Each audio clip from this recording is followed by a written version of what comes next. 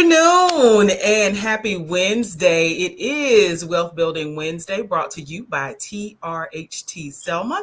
TRHT stands for Truth, Racial Healing, and Transformation. I am your host, Miss Lydia Chapman. I serve as director of TRHT Selma, and we are delighted to bring Wealth Building Wednesday to you every single Wednesday at 12 noon. So you have something to do on your lunch break, honey, because what we specialize in is getting the information to you, information that you can use to help build your wealth. And today is just like any other show, except that it's not, because we have a gorgeous guest today. Miss Kirsten Perry is our guest on Wealth Building Wednesday. She is the owner of not just one business, because Bridal is what a lot of us know her for, but she also owns some other businesses that hopefully we'll get a chance to talk about. Serenity Gardens being one of those that we'll hopefully be able to dive in during our time with her this afternoon. Welcome, Chris. Listen. Thank you. Happy Wednesday, everybody. Happy Wednesday, hump day. I know, right? That's exactly what I told some of my colleagues today. I said, well, it's hump day. Let's see what we can make happen. Look. So want to ask you, first of all, because everybody has their different journey, right, when it comes to entrepreneurship and what their understanding of entrepreneurship is. Before going live, we were just having a conversation about, hey, what about the hours? A lot of us view entrepreneurship, or a lot of folks view entrepreneurship as, I want to be a boss. I want to run my own. I don't want to have to work for other people, 8, 9 hours a day, 12 hours a day. Not necessarily the case. So what inspired you to become an entrepreneur? What really inspired me was my children. Being in the corporate world, clocking in and out, as a lot of us know, it's hard to be mom. When the kids get sick, it's not just locking up and going to get your children, field trips, being involved in the school, parent meetings. Unfortunately, being in Selma, we don't have a system that really operates behind the parents' work schedule. By not growing up in Selma, I was in a school system to where that system did operate behind the parents' work schedule, to where PTO meetings started at 6:30 versus 5 o'clock or 4:30. We didn't operate, because if that was the case, there was going to be no PTO. Right. So they gave a second, they gave a time for parents to be involved, but that was really pretty much what it was. It's just being there for my children and not missing out that opportunity to say, hey, you know what? I want to have the and I like challenges. So entrepreneurship is a challenge for yourself. You have to have determination. You have to have strong willpower, because you don't have somebody there to say you have to clock in, or there's no consequences if you don't clock in. Well, the consequences is you don't get paid, because you are your hustle. So if you don't hustle, there's no money. If there's no money, how you gonna live?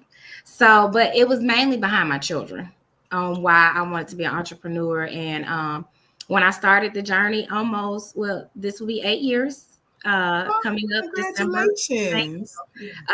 This will be 8 years that I jumped off the bridge.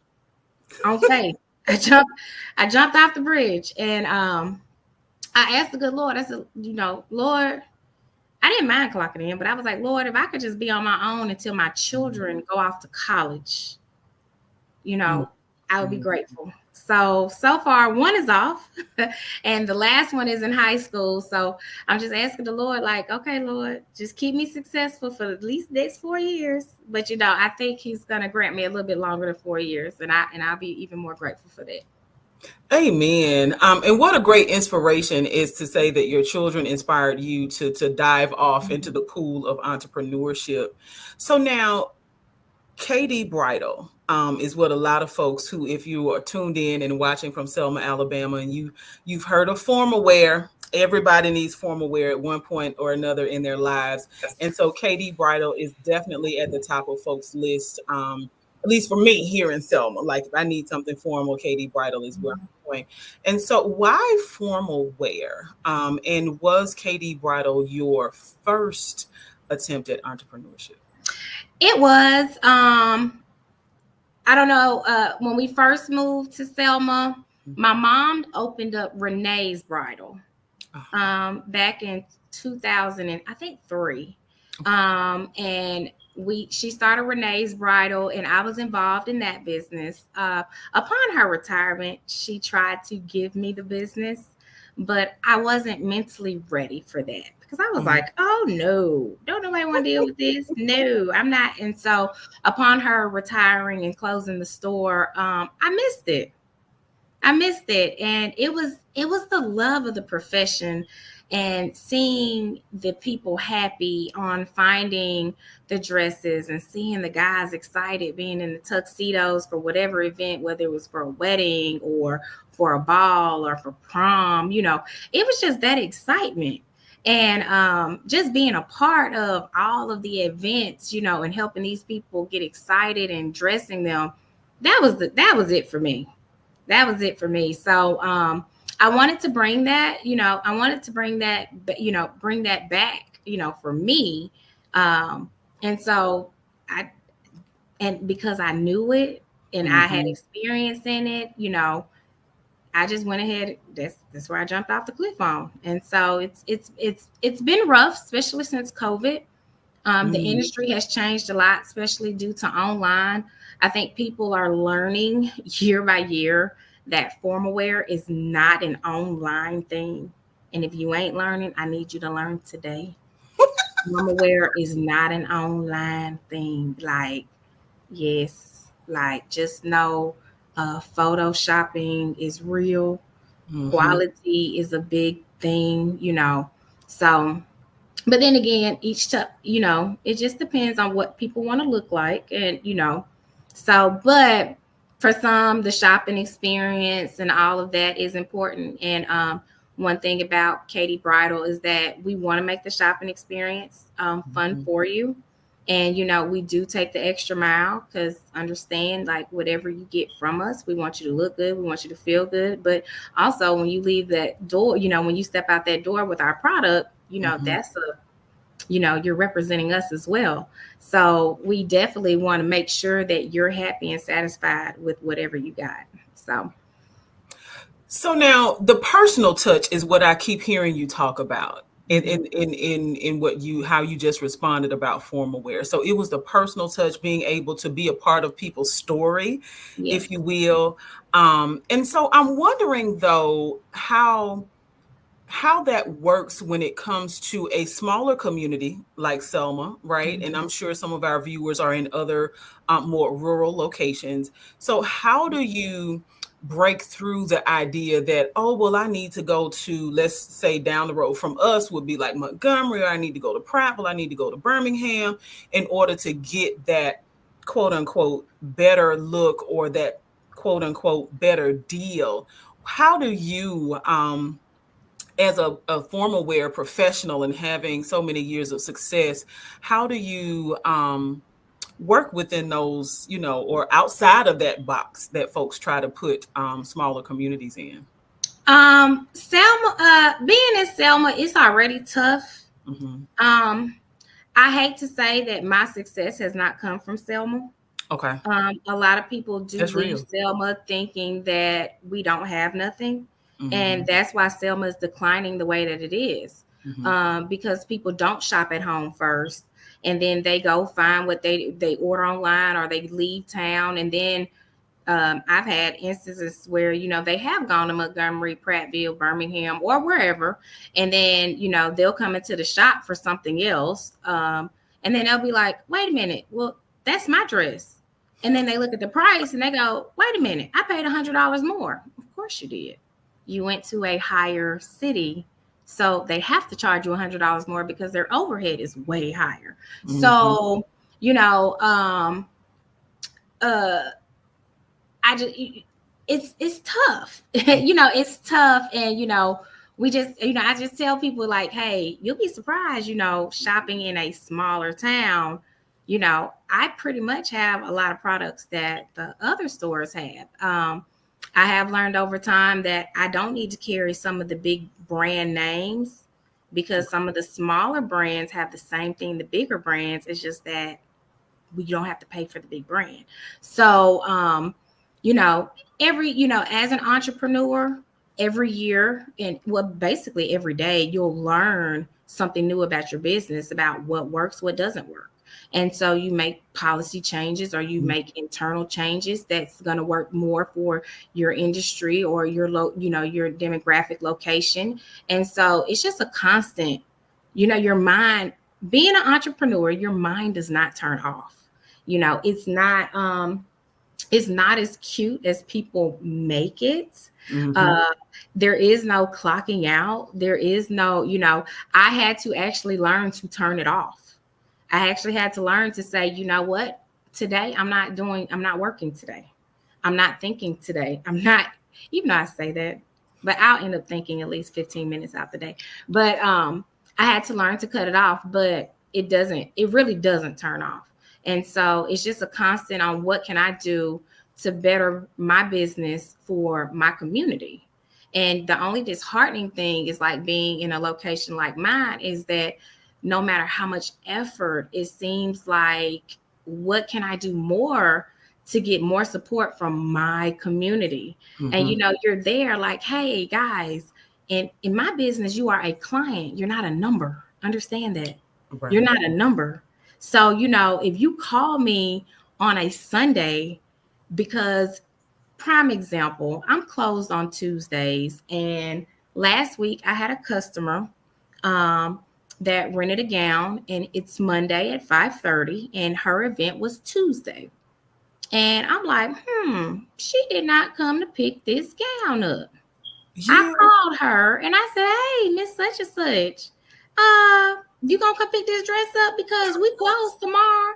She said, oh my God, I was coming to pick it up tomorrow. I'm so glad you called. I guarantee you a corporate place or a big time place would not have thought about that because that's not their motive. They're not thinking about that. And so these are the kind of gestures that you get with shopping with a smaller business, and you have that more hometown feel. And I'm going to keep that. I love that. Yes. I love that hometown feel. Yes, it's 2024. Everybody's used to the internet and AI and whatever. I'm not with that. So I like that hometown, that client feel. I want to talk to somebody. Don't chat with me online. No, I'm talking to a real life person. And so, so support the small business in your hometown. Yes. And if you don't have it, like I tell people that come in, I don't have everything, but hey, when they come in and I can't service them, I do tell them, hey, I appreciate you coming, looking for what you need here first. I let them know that I really appreciate them thinking about me though. Absolutely. And that makes the difference. Like you said, in larger cities and even online, when you place that order, honey, you get an email with an order number. So you are nothing more than a number, the order number and the $ number. But for small business owners like yourself who provide top-notch customer service, you really, you create repeat customers. Yeah, right. And generational patronage, right? So who knows, your daughter may choose to come back. Look,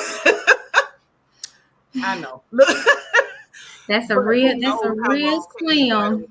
Yeah, I know that's not her thing, but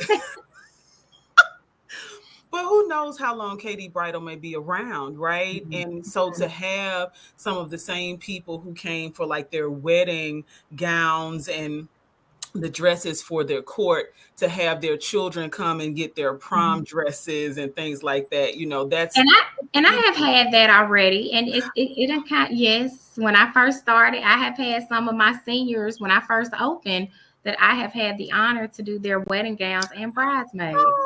Yes, so it was kind of, I'm like, oh, Like y'all were babies. Like, Right. Like they're not or babies even anymore. now, I did their prom dresses, and then now, their babies are in pageants. And Mm-hmm. it's, I love that. And it's creating memories because I'm like, oh, I dressed your mommy. And Yeah. now, I'm dressing you for your first pageant, so it is special little moments like that. And I love it. And Yeah. I absolutely love it. So, what were the first few steps as you thought about going into business and you said, "Hey, you know what? I want to revitalize. I love that feeling that being able to be of service, especially in the formal wear business. I love the feeling that provided not just for me but for the customers." Mhm. What did you do as far as like the first few steps as you were approaching, I guess, the bridge to jump off? Upon taking the step to jump off the bridge, Mhm. first you have to look at your personal finances, because the first year you have to have a savings, Mm. because that first year or two of business, you have to put money into the business unless you are starting a service, unless you are providing a service where you don't have to put money into a product to sell. Mm. Um, but you have to look at your financials and say, okay, what is my savings looking like? Because there's a good chance that this business will have to carry itself and it might not carry my household. Mm. And so that was step number one. Um, and then step number two was budgeting. Like, okay, well, how much startup money do we have? Or, do we need to take out a loan? And if we do take out a loan, what type of, what can we afford as far as payment wise a month? And then you have to look at the building, what's the rent gonna run, what's the utilities gonna run, what's the insurance gonna run, how often Mhm. will I have to buy product.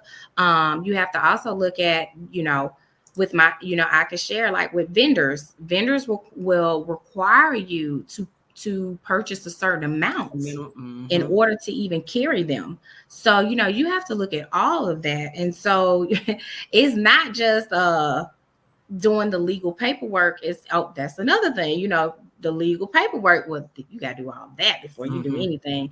But, that's just the starting, doing the legal paperwork, that's just putting your name on the map. But that doesn't really make you, just because you got an EIN number, that doesn't make you a business. That just says that you just got an EIN number. I am so glad you said that because that is so important for folks to know that it is that the legal side of the business is important, but so is doing your research, because what I Mhm. heard you say was I had to do my research. I had to Mhm. know what it was that I was spending personally every month. I need to know what it is that I can afford to spend on this business every month. And based on that, I need to make certain financial decisions to be prepared for what ifs, right? Because there's so many businesses. One of the most volatile business atmospheres is the restaurant industry, right? Which is a part of the reason, especially in small towns. So it's not just happening in Selma that people step Mhm. out, right? To use your metaphor, jump off the bridge into entrepreneurship. And if if your industry is as a restaurateur, then that means that you are entering a field that has a lot of or a longer period of time before folks are able to actually see a Mhm. profit typically. Now, Yes, are it's there a long. folks who jump in and are like overnight successes, right? Yeah, there's some pinkies out there who open things like Slutty Vegan and they are just everywhere, Mhm. right? But then there are most times the opportunity is there for us to open the business. Like you said, you did your research, but for restaurants, it can be really, really scary because Mhm. the inventory. So what are your thoughts about that? Um, it's all about how you do it. It's all about how you do it, and you have to know. You can't move too quick. Mm, You have to know. mm, I remember I had a conversation with another entrepreneur, and he, how did you do it? mm-hmm, And like I said, the first 3 years of Katie was, I opened and closed every day by myself because I could not afford an employee. mm, I couldn't afford to pay anybody. because I'm still saving and I'm still, you know, all the money that was being saved, I wasn't even paying myself Right. because it was like, no, I need that just in case I need more inventory, or just in case the power bill is higher this month because it's a little colder this month, or it's a little hotter this month, Mm-hmm. or, you know, you just don't know what's coming. And, you don't know what's coming. You know, prime example, Right. COVID. Who COVID knew? hit, COVID hit me in my biggest season, prom. We were It shut sure down. was. Yes, yes, and you're like, now wait a minute, who gonna pay for these $40,000 of inventory I just ordered?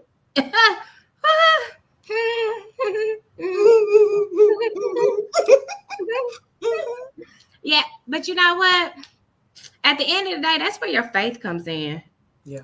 That's where your faith comes in, and Yeah. entrepreneurship is a long term investment, and it's a gamble.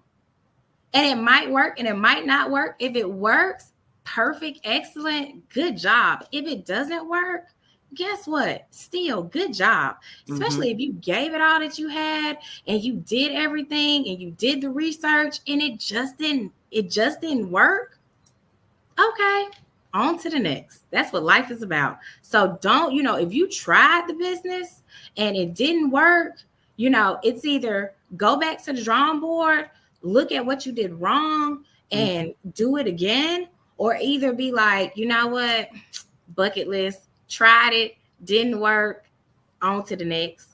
But at the end of the day, don't kick yourself down. You challenge yourself. And, if you just didn't get the support, or things just didn't go right because of your market, Mm-hmm. don't kick yourself down for that. Entrepreneurship is a gamble. And, sometimes, like going to casino, sometimes you win, sometimes you don't. So what you are absolutely right about that. So what would you consider your greatest challenge in the past 8 years as an entrepreneur owning Katie Bridal? What would you consider your greatest challenge that you faced, or challenges if you have more than one that sticks out to you? I would just say my greatest challenge right now is basically my area. Okay. We Mm-hmm. have great products. We have great customer service. You know, I haven't had, you can't please everybody. Mm-hmm.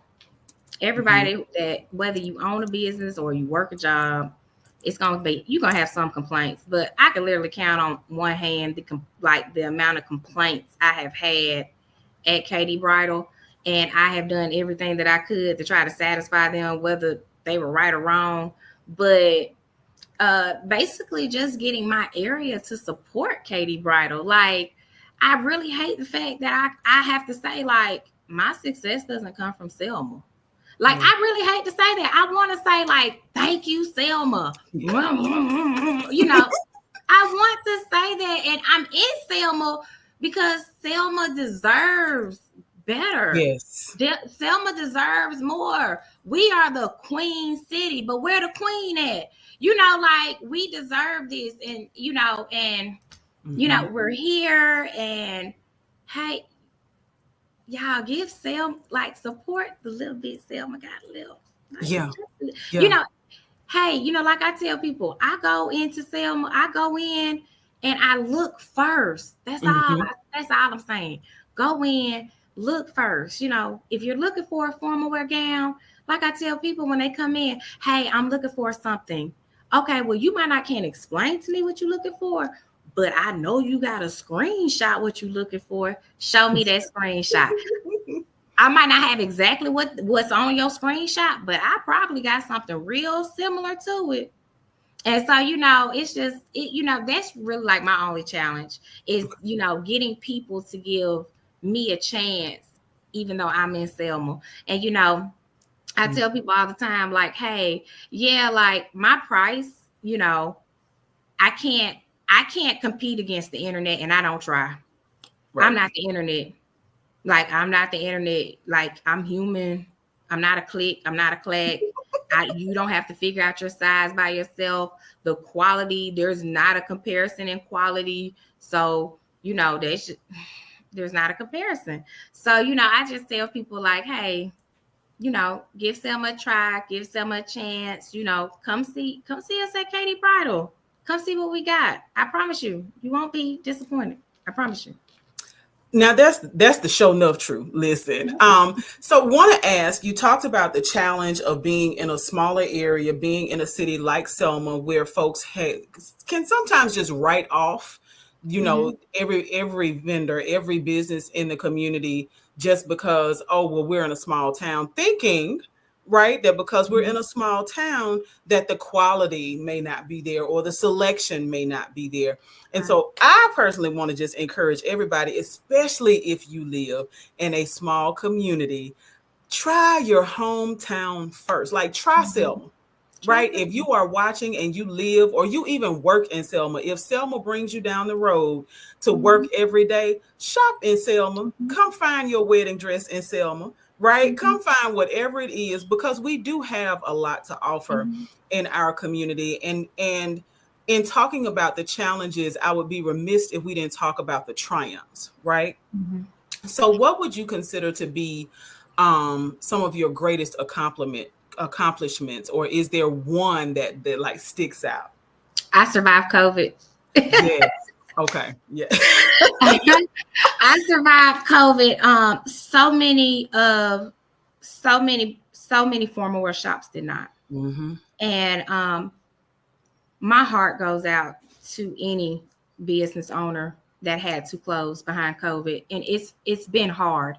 And it's been hard. And we had to make cutbacks and we had to make difficult decisions. And, by the grace of God, by the way I have moved and done certain things, um, I'm still able to open my doors. And uh, that's I would say that's like one of my biggest accomplishments is that, hey, I'm December 7th, I'm gonna celebrate 8 years being in business.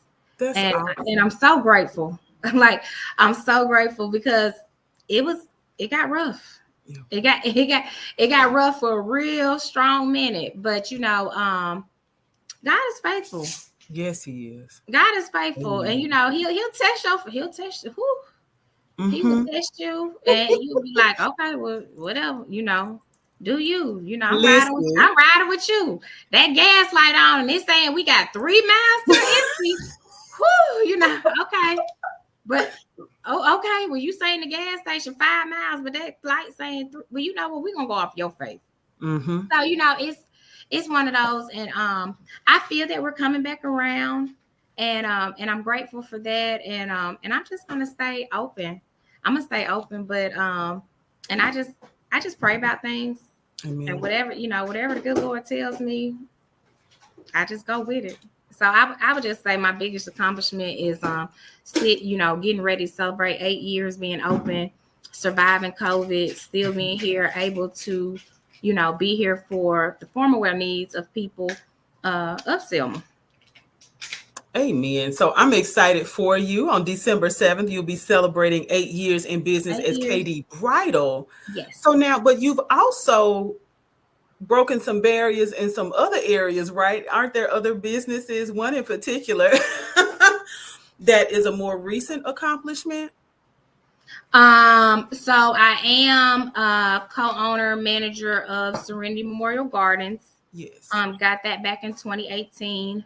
Um, so purchased with my parents with that business, and that's I love that business too. Yeah. That's my baby. Yeah. And everybody's like, "How's a cemetery your baby?" So that's my baby.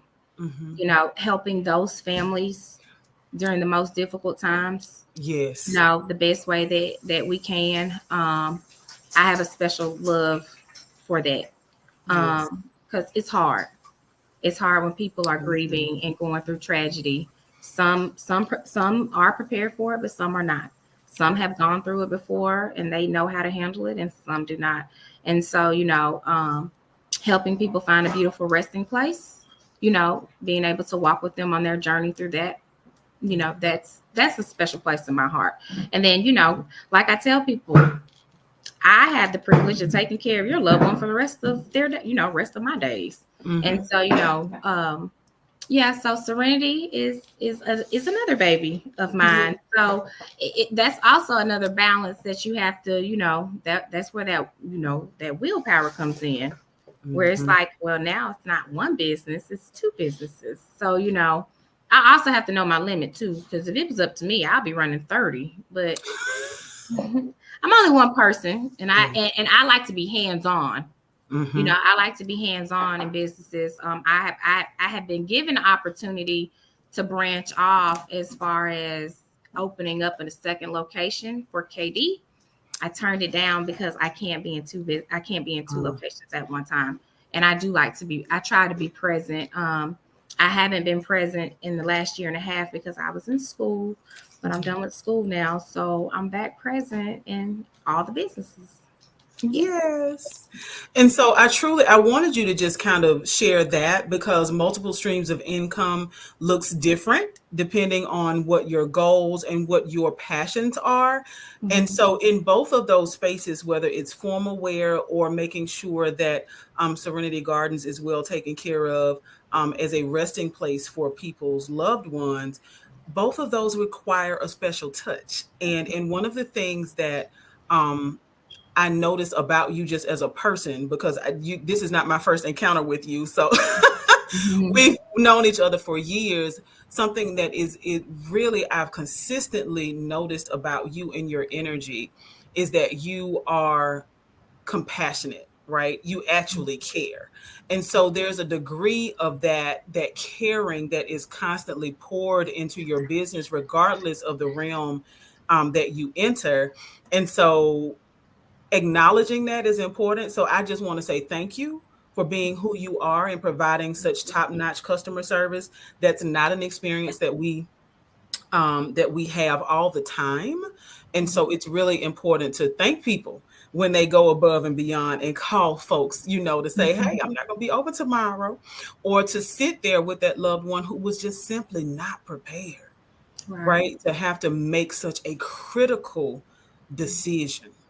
Right. And so yeah, so thank you for all that you do to help make people's lives easier, honey. You get us when we get married, when we go live, we're doing different types of pageants, and then you get us some, we when we come to lay folks to rest. And so you are a part of people's lives and are in some of the most pivotal moments um, of life. And so thank you so much for having such a caring heart and willing hand. Want to just really quickly before we wrap up ask you about if you were just starting out, Chris.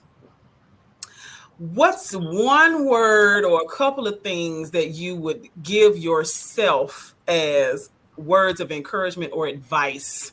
If you saw young Chris walking, younger Chris, right, 8 years younger, walking towards the bridge, like, okay, I'm thinking about entrepreneurship. I think I want to, go back into formal wear. What do you see yourself saying to yourself?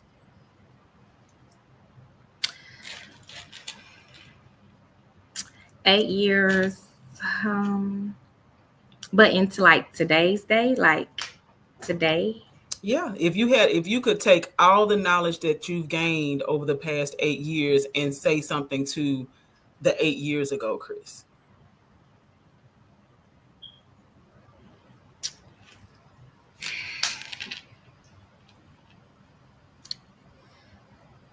I don't know if I would have did things differently.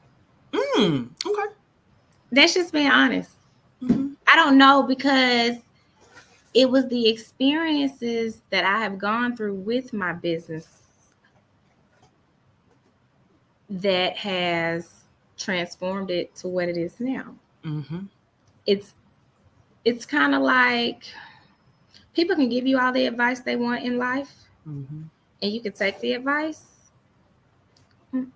Well, let me say it like this. Growing up, your parents give you all the advice, Hmm. but you still got to get your feet wet to learn life Yeah. and to get it. That forms you into the adult that you become. Hmm. And it's those life lessons that mold you to who you are. Hmm. So I don't really think that it's nothing. I don't really think it's nothing I would have told myself other than what I did tell myself, like just jump. Just, I jumped and I was, it was times I was like, you are crazy. Are you crazy? You are crazy. I don't think it's anything I would tell, other than hang in there. It's okay. Just, as an entrepreneur, you're going to get negative thoughts and you're going to think you're crazy and you're going to wake up and you're going to be like, I can't believe I'm wasting my time. I can't believe I wasted this money. I could have done this. I could have done that. That's the devil. Be faithful, think positive thoughts, do morning affirmations, tell yourself you're great today. Today you will be successful. And a successful day might not include money. A successful day might be, I went through a lot of paperwork today, or I responded to all emails, or I responded to all phone calls, or I got my to-do list done. That might be the successful day, so, just always be positive and, just do that. And one thing I would probably tell myself 8 years ago, I just thought about it. It's okay to say you need help. Okay. I just thought about it. Yeah. I would probably tell myself it's okay to reach out for help. It's okay to say, hey, can you help me? I have 60 dresses that need to be steamed. Can you come in and help me steam these dresses? Or, something like that. That's when I was running the shop by myself. And it's okay. It's okay to say, I can't do all this by myself. So, but otherwise than that, as an entrepreneur, it's going to be lessons in the business, and it's going to mold you. And every day it's going to be something that you're going to learn new, and you just implement it in the business, and you're going to learn some hard lessons. That's going to be like, oh, I'll never do that again. Or, and the real entrepreneurs, they know what I'm talking about. And I'm going to tell you this, I hate when people say everybody can be an entrepreneur. No, they can't. They cannot. Right.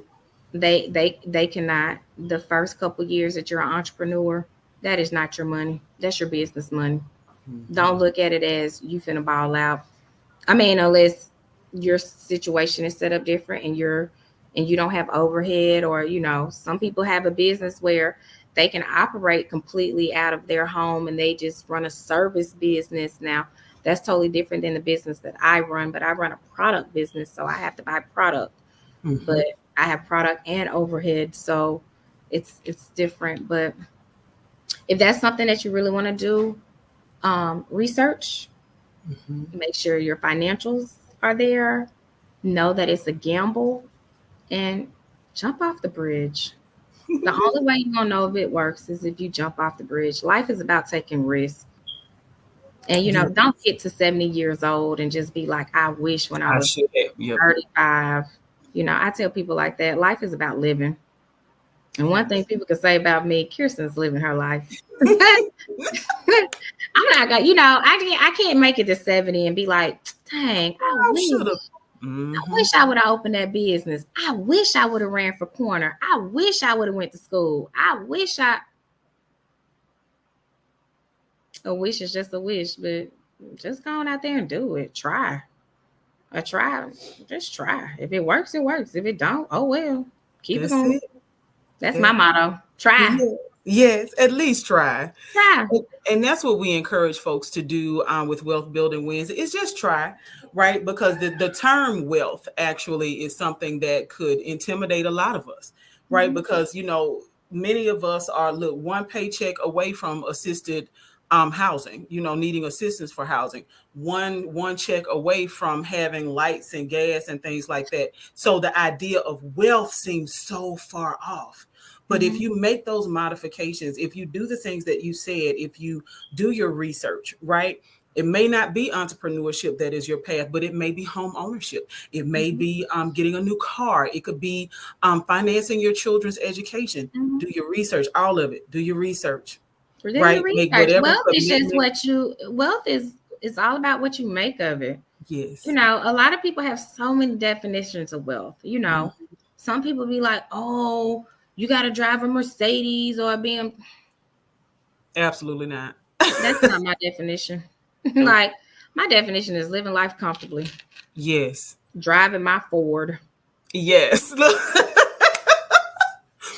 I love Yes. my big body Ford. Yes. So, it's all about being comfortable in life, Yes. and that's it. Just being comfortable in life and doing what pleases you. Yes. You what Yes. pleases you. Yes. And that's pretty much it. Do what's best for you and your family. Um and at the end of the day, that's what it's all about. Be Yes. happy, be healthy, and worry about you and your family. Yeah, that's Yes. it. Move to your motion. Yes. Listen. Yes. Let your motion be your motion for Yeah, real. let your motion be your motion. And don't worry about nobody else Yeah. and what they think or just do you. Do you. Yeah. Well, I So, but want to thank you for again. having me. I Yes. really enjoyed our lunch conversation, I and know, right? hopefully I gave some good bullets. And if anybody was watching that, maybe it was teeter totting on maybe making a career change, or even if it's not entrepreneurship, maybe if it's Mhm. a career change, and maybe if you're looking at jumping from this career to that career, and but the income is going to be different, jump Mhm. jump. Because at the end of the day, trust that God gonna make up that difference. Yes. Jump. Amen. Happiness is everything. Yes. Happiness, like Happiness and if this peace. career is gonna make you happier than Mhm. this career, do it. Because it ain't worth it. Right. It's not worth it. But entrepreneurship is not for the weak. At all. It's not for the weak. It's not for the weak. You're gonna have sleepless nights, and you're Mhm. gonna have tearful nights, and you're Mhm. gonna have early mornings, and some things will stress you out, and you will cuss. Mhm. You gonna cuss. I'm a cusser. I'm not gonna lie to you. I'm a cusser. And some things will be out of your control. Mhm. Like, I don't make the products. I don't do the shipping. Like, but I try to, I can only go off of what people tell you, and that's how you can run it. But you'll learn over time. You'll learn your shippers, you'll learn your vendors, you'll learn. You'll learn. Absolutely. Yeah. So y'all go out there and be great. Yes.